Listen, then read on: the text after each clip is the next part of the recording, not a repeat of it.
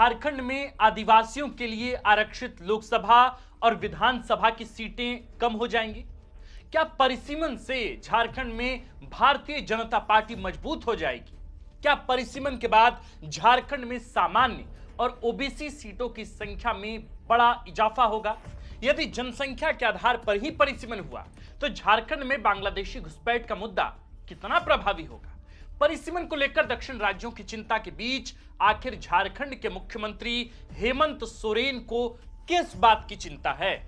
क्या वजह है कि सदन में कल्याण विभाग के बजट पर कटौती प्रस्ताव पर चर्चा के दौरान सत्ता पक्ष के विधायकों ने भाजपा पर प्रदेश में आदिवासी सीटें घटाने की साजिश रचने का आरोप मढ़ दिया? वर्ष 2026 में संभावित परिसीमन को लेकर झारखंड में हलचल क्यों तेज है? क्या वाकई में झारखंड में आदिवासियों की आबादी कम हो गई है? यदि ऐसा है तो परिसीमन पर इसका क्या असर पड़ेगा? झारखंड की मौजूदा आबादी करीब 3.5 करोड़ आंकी जाती है। 2011 की जनगणना के मुताबिक झारखंड में 26.17% आदिवासी आबादी हैं। बाकी ओबीसी, अल्पसंख्यक और सामान्य वर्ग के लोग रहते हैं। भारतीय जनता पार्टी कई बार यह दावा कर चुकी है कि झारखंड में और खास तौर पर संताल परगना के 6 जिलों में आदिवासियों की संख्या में तेजी से कमी आई। अब सबसे बड़ा सवाल है कि झारखंड में आबादी के आधार पर परिसीमन होने से किस सियासी दल को फायदा होगा और कौन सी पार्टी फायदे में रहेगी? अभी तक तो मुख्यमंत्री हेमंत सोरेन सहित सत्ता पक्ष के तमाम विधायक यह आरोप लगाते रहे हैं कि भारतीय जनता पार्टी प्रदेश में आदिवासी आरक्षित सीटों की संख्या कम करना चाहती है। झारखंड में अभी लोकसभा की 5 आदिवासी आरक्षित सीटें हैं। 28 आदिवासी आरक्षित विधानसभा सीटों में भाजपा के खाते में केवल 1 सीट आई है, वह भी चंपाई सोरेन ने चुनाव जीता था। जिस संताल परगना में बांग्लादेशी घुसपैठ का मुद्दा गरमाया हुआ है, वहां भाजपा को 18 विधानसभा की सीटों में से केवल 1 सीट पर जीत मिल पाई है। भाजपा का मानना है कि संताल परगना में बांग्लादेशी घुसपैठ की वजह से मुस्लिम आबादी बढ़ी है। भाजपा यह भी दावा करती है किसी अंतराल में आदिवासियों की आबादी भी कम हो गई। डेमोग्राफी के इस बदलाव ने सत्तारूढ़ झारखंड मुक्ति मोर्चा और कांग्रेस को फायदा पहुंचाया है।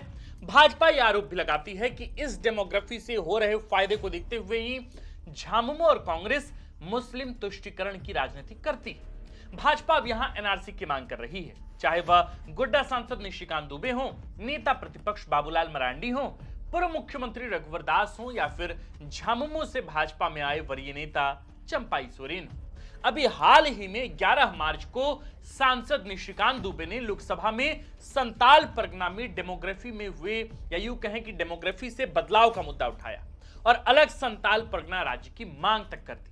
वहीं झारखंड विधानसभा में बाबूलाल मरांडी ने हेमंत सोरेन सरकार से मांग कर दी कि वह संताल परगना में एनआरसी लागू करने में केंद्र की सहयोग करे। दिलचस्प है कि झारखंड मुक्ति मोर्चा ने 2 फरवरी को पार्टी के स्थापना दिवस समारोह में कह दिया है कि राज्य में एनआरसी लागू नहीं होने देंगे। बाबूलाल मरांडी ने कहा था कि संताल परगना में डेमोग्राफी में बदलाव हुआ है, मुस्लिम आबादी बढ़ी है अप्रत्याशित तौर पर, और आदिवासियों की संख्या कम हो गई है, वो भी अप्रत्याशित तौर पर। आदिवासियों की कम होती जनसंख्या का नतीजा यह होगा कि परिसीमन में उनके लिए आरक्षित सीटों की संख्या कम हो जाएगी, सरकारी नौकरियों में उनके लिए अवसर कम हो जाएंगे। भाजपा यहां परिसीमन में डेमोग्राफी में बदलाव का तर्क देकर आदिवासी सीटों की संख्या कम होने की आशंका जता रही है, तो वहीं सत्तारूढ़ झारखंड मुक्ति मोर्चा का कहना है कि जनसंख्या के आधार पर परिसीमन करने से झारखंड जैसे छोटे राज्य में लोकसभा सीटों की संख्या कम होगी, विधानसभा में भी आदिवासी आरक्षित सीटें कम हो जाएंगी। शनिवार को विधानसभा परिसर में पत्रकारों से मुखातिब सीएम हेमंत सोरेन ने कहा कि परिसीमन को लेकर पहले भी प्रयास किया गया था, आदिवासी आरक्षित सीटों को कम करने का प्रयास किया गया था, इसे लेकर हंगामा हुआ तो परिसीमन स्थगित हो गया था। जब भी इस मुद्दे पर चर्चा होगी कि सीटों को क्या कम किया जाएगा तो मैं अपने विचार रखूंगा। इससे पहले तमिलनाडु के मुख्यमंत्री एमके स्टैलिन द्वारा परिसीमन को लेकर शनिवार को चेन्नई में बुलाई गई ज्वाइंट एक्शन कमेटी की बैठक पर प्रतिक्रिया देते हुए कहा कि तमिलनाडु के मुख्यमंत्री एमके स्टैलिन द्वारा आज परिसीमन से संबंधित मुद्दे को लेकर बुलाई गई बैठक का मैं स्वागत करता हूं। यह बात हेमंत सोरेन ने कहा। परिसीमन केवल जनसंख्या के आधार पर सीमित करना निष्पक्ष और न्याय संगत नहीं हो सकता। गौरतलब है कि लोकसभा सीटों के परिसीमन को लेकर शनिवार को 5 राज्यों के सीएम और डिप्टी सीएम की बैठक तमिलनाडु में हुई। एमके स्टालिन ने चेन्नई में ज्वाइंट एक्शन कमेटी की मीटिंग बुलाई थी। 7 राज्यों के 14 बड़े नेता शामिल हुए। बीजेडी प्रमुख नवीन पटनायक और टीएमसी भी इसमें शामिल हुए। परिसीमन पर प्रस्ताव पास किया गया है कि 1971 की जनसंख्या यानी यूं कहें कि जनगणना जनसंख्या के आधार पर संसदीय निर्वाचन क्षेत्रों पर रोक को अगले 25 साल तक बढ़ाया जाए। जिन राज्यों में जनसंख्या कार्यक्रम प्रभावी ढंग से लागू किया है वहां संवैधानिक संशोधन किया जाए। दक्षिणी राज्य का तर्क है कि उन्होंने अपने यहां जनसंख्या नियंत्रण कानून और तरीकों को उत्तरी राज्यों के मुकाबले ज्यादा कड़े और प्रभावी तरीकों से लागू किया है। यही वजह है कि बड़े क्षेत्रफल में उत्तर भारतीय राज्यों के मुकाबले दक्षिण में जनसंख्या कम है। ऐसे में यदि जनसंख्या के आधार पर परिसीमन होगा तो ज्यादा आबादी वाले उत्तर भारतीय राज्यों में लोकसभा की सीटों में इजाफा होगा, वहीं दक्षिण राज्यों की सीटें कम हो जाएंगी। इसका नकारात्मक परिणाम यह होगा कि दक्षिण राज्यों को केंद्र से कम अनुदान मिलेगा, उनके मुद्दों और समस्याओं पर संसद में कम बात होगी, उनको हर मसले पर दोयम माना जाएगा।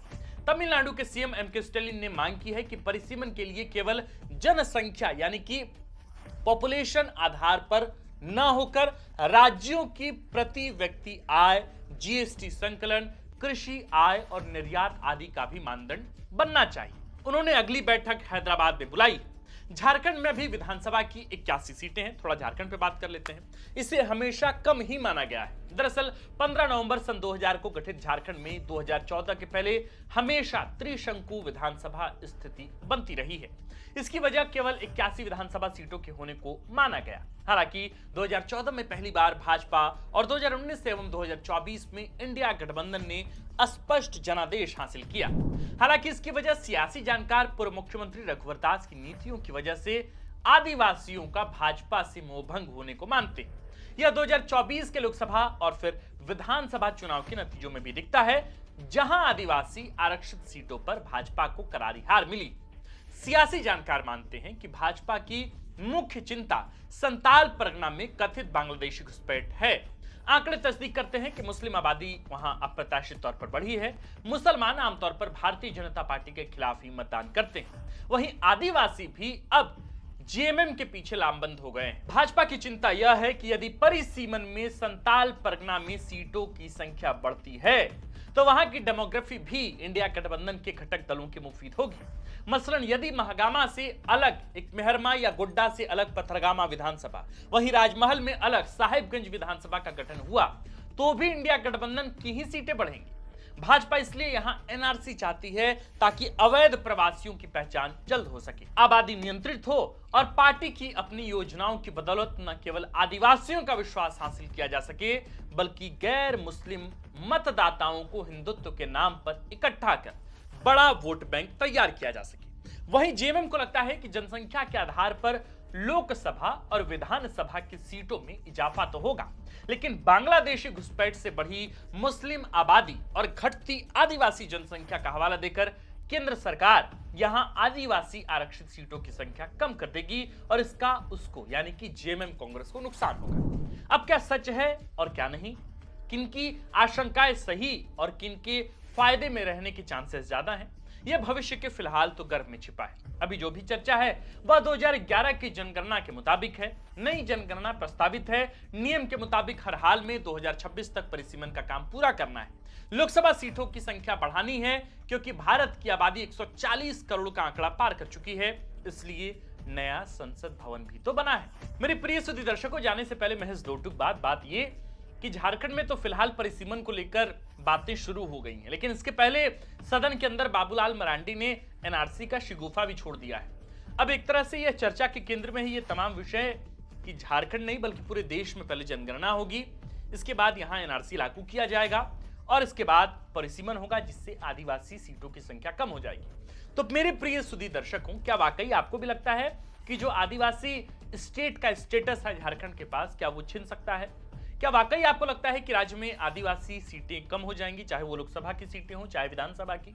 अगर ये सीटें आदिवासी सीटें कम हुई तो झारखंड मुक्ति मोर्चा की जो पॉलिटिक्स है उस पर इसका कितना प्रभाव पड़ेगा और किस तरीके से फिलहाल ये दोनों पार्टियां इस मुद्दे को लेकर एक दूसरे के खिलाफ कन्फ्रंट करेंगी।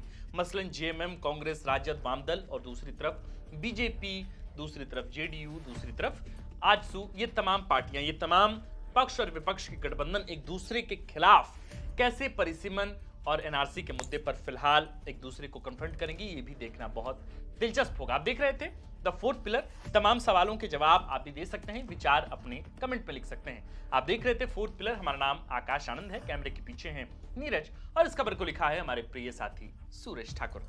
शुक्रिया।